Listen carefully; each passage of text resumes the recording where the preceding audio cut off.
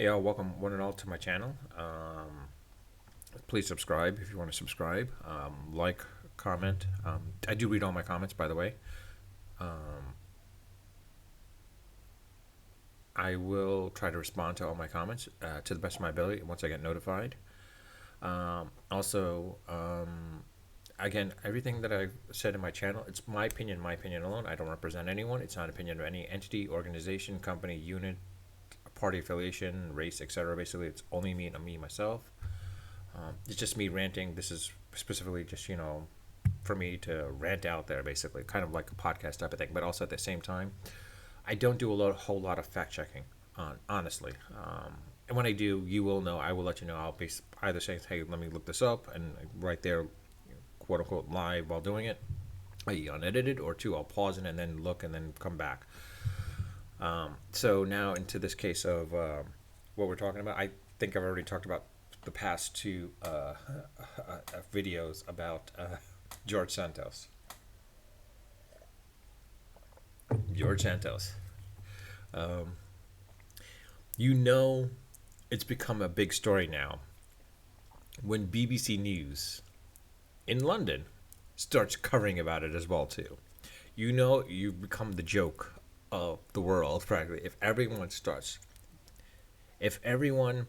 outside of your country starts talking about you, you become the butt of jokes now, to the point of like everyone's probably like, "Oh, Americans must be stupid to to elect a liar to government."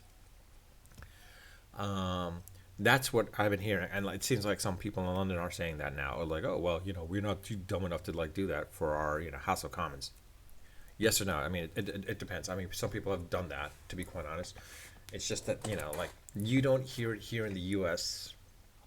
You don't hear it here in U.S. news about the London House of Commons when it comes to like their representatives, their lords, and how they're elected.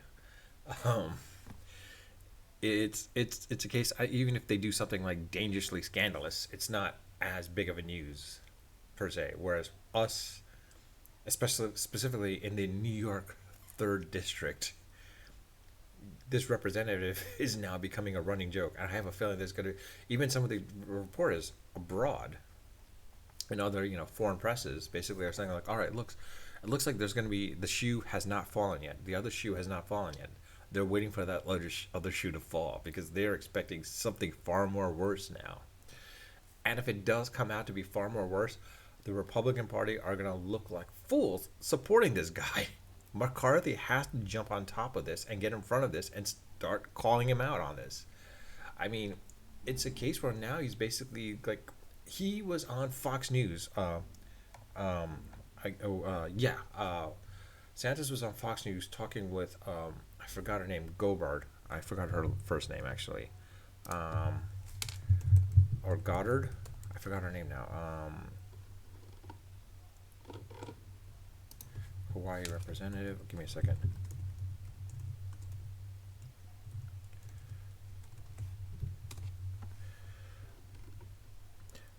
Tulsi Gabbard. Tulsi Gabbard, and she was, basically,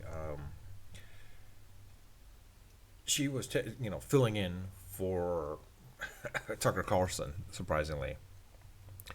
And Tulsi Gabbard, well known for her affiliations and such, and like as being, I don't want to say wackadoo, but I mean, um, it's some of her policies that she was trying to implement were not there. It didn't align with other people's, basically, to be quite honest.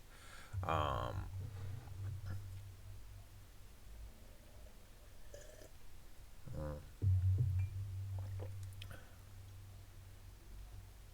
I mean, it was more of a case of like she would go after.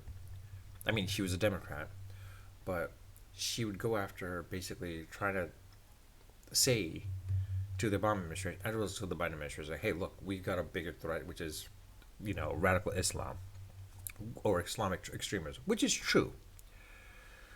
Um, but in reality, I mean,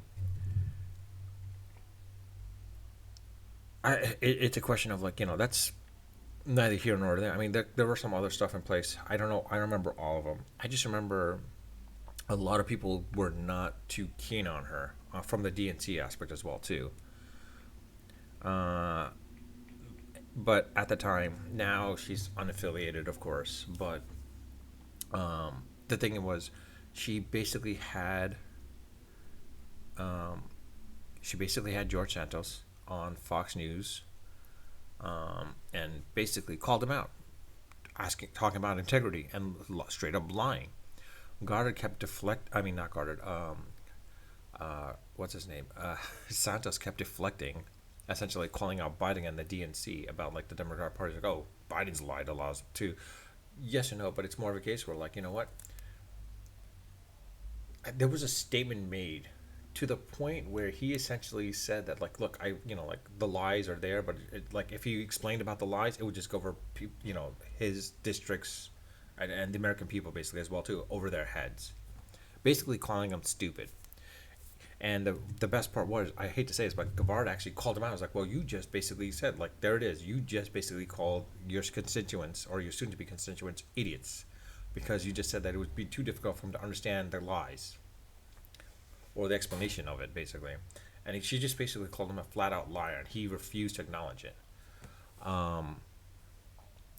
It's a case where, like, I don't think the saga is going to end. This saga is definitely not going to end until either Santos leaves and like officially like says, you know what, I can't go into office, or two, he goes into office and pretty much all of the Democratic Party just like swarms over him. I mean, I hate to say it, but it's going to be a witch hunt against him basically at that point, because it's one of those things where I think George Santos was trying to it's the new era of Republican. Basically, it's now the Trump Republicans, and it seems like George Santos is that Trump Republican. He figured, like, you know what, hey, if Trump lied and he can get elected, why can't I lie?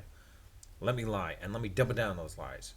But in reality, he can't double down because now Americans are realizing you can't get away with this. And like he's like, ooh, whoops, I embellished, etc. Basically, I have a feeling what he's going to do is he's going to try to switch the narrative, try to pull a Trump like basically, and see what happens. I think we, the American people, are not too stupid to realize that, specifically people in the New York's third congressional district. They're not idiots. Do not think we're idiots. I'm one of those people. We're not idiots, dude. We know you plain flat out lied. Straight up lied. Now the question is like everything that you do in Congress, how do we know that's going to be the best interest for our congressional district as well as for the state of New York as well as for the country? We don't even know. We know that chances are you're probably going to line your pockets. That's most likely what's going to come down to. I think it's going to come down to the fact that you thought you're going to line your pockets with this. And that's pretty much it. I have a feeling there's going to be much more stuff that's going to be revealed as a result. Me, as a constituent, I didn't vote for you. I voted for Zimmer. And the thing is, honestly, this is a case where, I hate to say this, but this is, I have a feeling that $700,000 was, violates some election policy, basically. There's going to be some election fraud with the $700,000. I have a feeling that's going to come to the case, and we're going to see you in handcuffs. You either get in front of it, dude, and like either resign, or you go in and basically we see you in handcuffs. Because like I know what's gonna happen at the end of next 2023. You're gonna be in handcuffs, straight up. There's no way you're gonna survive, and you're gonna make the Republican Party a national joke even more so. I mean, Trump made it a joke. Now you're gonna make it even more of a joke at this point, to the point where like everyone in the, I mean, you're already the butt of the joke in the foreign countries at this point right now, in the foreign press. You're already a joke. So just resign. Just, I don't know what to do. I honestly don't know what to do. I mean, honestly, if I'm McCarthy, right now, you jump in front of this, you do whatever you can, salvage the Republican line policy, salvage the Republican Party, do the best you can to like basically salvage it. Anyone else, just salvage it as best I can and like get in front of it basically, because denounce this dude. You have no choice but to denounce him. If you don't denounce him, anyone that supports this guy has got serious problems. And please, he's probably going to pull out the gay cards. Like, oh, you only do this because you're homophobic.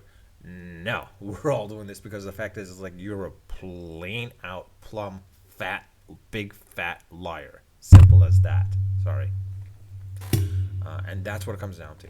So, if you guys disagree with me and you think he should be and what he did was okay, leave a comment. Whatever it may be. But again, this is my opinion alone. Some facts I haven't checked on. Some facts I did check on. I mean, the guy's a convict, straight up convict. Brazil has basically even like charged him basically for writing writing checks on a stolen checkbook. He refuses to acknowledge that. He says, that's not me. Even though they have a warrant out for him, basically for him. I don't know if it's a warrant, but like it's his name and it's his parents' name. The chances of someone having that name and his parents' name identical to those names, it's 5%. And don't say, oh, I'm that 5%. That's not the 5%. You plumb out, did something illegal, and have a feeling there's more stuff illegally that you've done, and it will be found out. It's gonna come out. Because of this, what the New York Times did, there's going to be a lot more investigative journalists that are going to come in and swarm on in and find more and more stuff at this point. And honestly, I have a feeling that there's going to be people that come out of the woodworks and start talking as well too. So, good luck with you, Charles. Good luck with you, Carlos, because you've got problems in and of itself. But with that, I leave it off as is, and as I ended off, always unfiltered, unedited, and unrehearsed. Until next time.